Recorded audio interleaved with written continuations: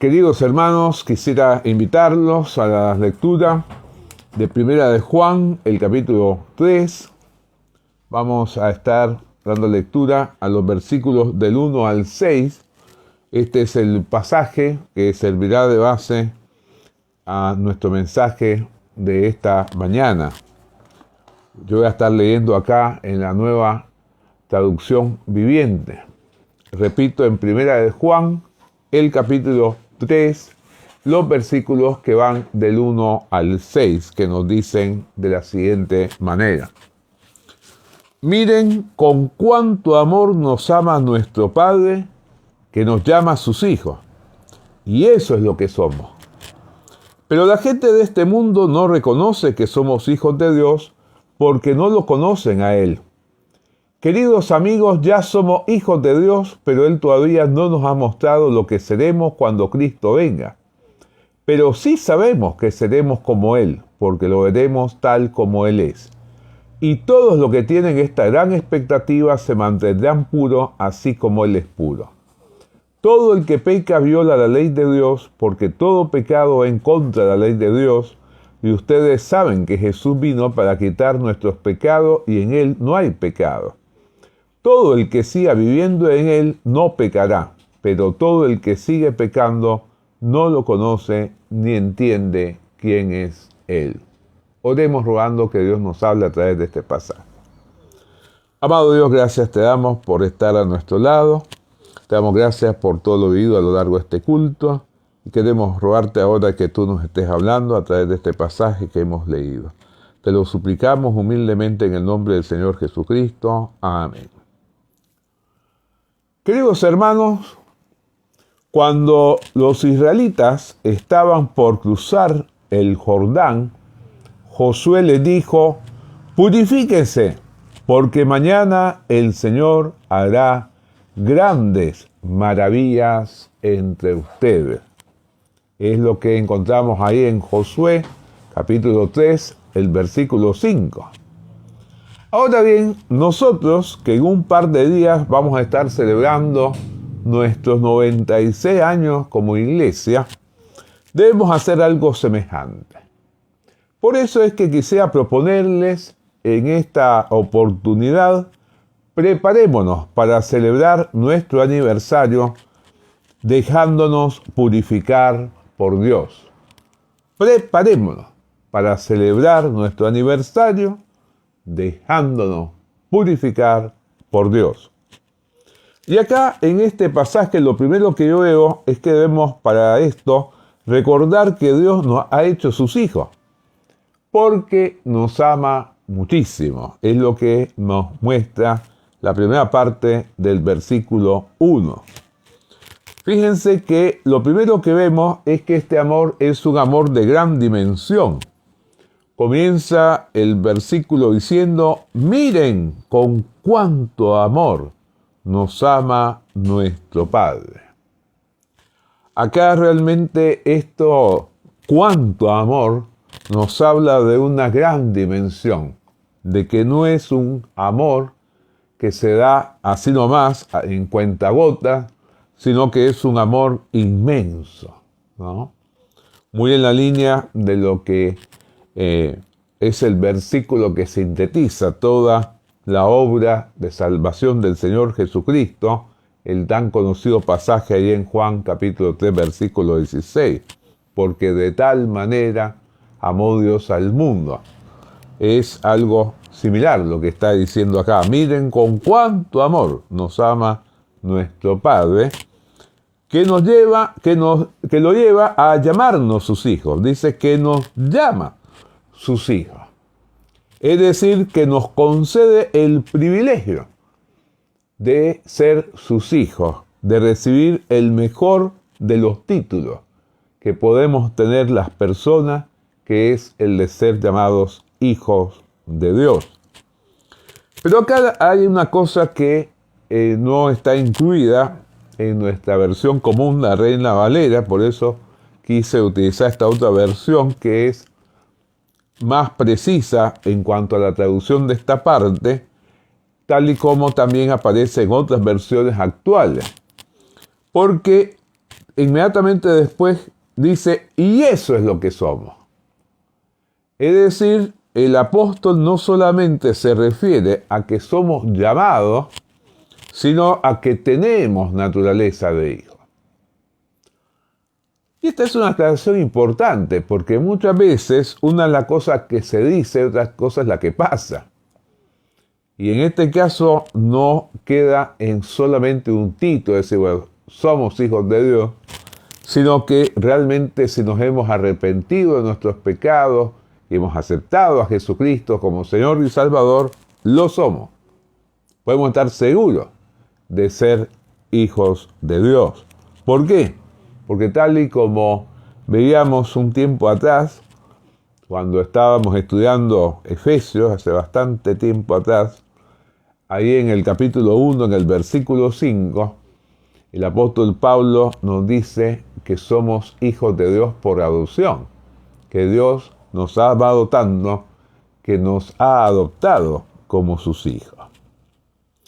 La segunda cosa que debemos tomar en cuenta para prepararnos para celebrar nuestro aniversario, dejándonos purificar por Dios, es que debemos hacer esto con base en nuestra expectativa sobre lo que seremos cuando Cristo vuelva.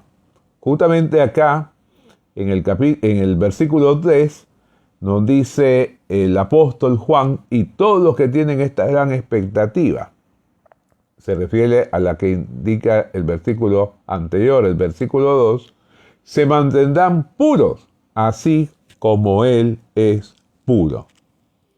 Y en cuanto a esto, no estamos en condición de conocer todos los detalles. Dice el comienzo del versículo 2, queridos amigos, ya somos hijos de Dios, pero Él todavía no nos ha mostrado lo que seremos cuando Cristo venga. Este es un concepto claro acá, que echa por tierra todas las expectativas que muchas veces surgen en los grupos sectarios pseudocristianos acerca de este tema. No sabemos realmente cómo hacer, no conocemos los detalles. Pero acá hay una cosa que es muy importante y es que sabemos que vamos a ser semejantes a Él. Nos dice inmediatamente después, pero sí sabemos que seremos como Él. Qué privilegio es el hecho de pensar de que tenemos algo de la naturaleza de Dios. La Biblia nos dice que Dios nos hizo a los seres humanos a su imagen y semejanza. Ahora bien, esta imagen y semejanza se perdió cuando el hombre pecó. Disminuyó de una manera importante cuando el pecado llegó a anidar en el corazón del ser humano. Esa imagen y naturaleza se vino para abajo. No desapareció, pero llegó a bajar de nivel de una manera muy importante.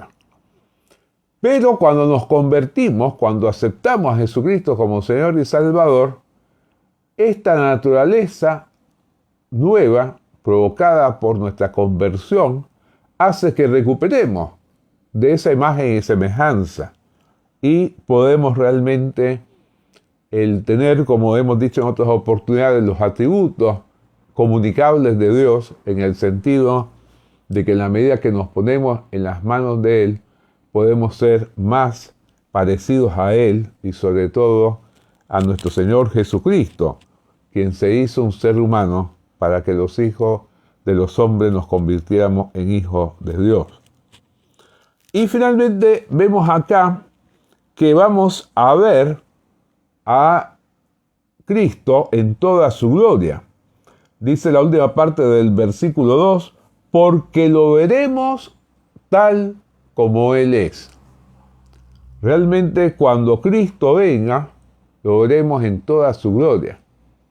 Ya Él no va a venir en la humilde apariencia de un bebé nacido en un pesebre, como recordamos al comenzar los evangelios, sucedió con el Señor Jesucristo cuando nació, como Aparentemente cualquiera que lo veía pensaba que era como cualquier otro niño.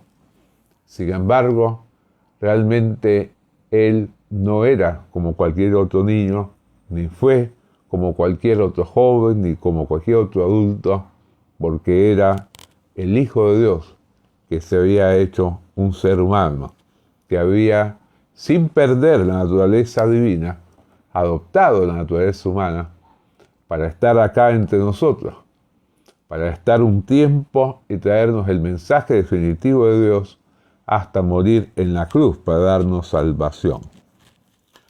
Y justamente esto está muy ligado a el tercer gran concepto que yo encuentro en estos versículos que nos ayudan a prepararnos para celebrar nuestro aniversario dejándonos purificar por Dios, y es que la naturaleza cristiana es incompatible con la práctica habitual del pecado.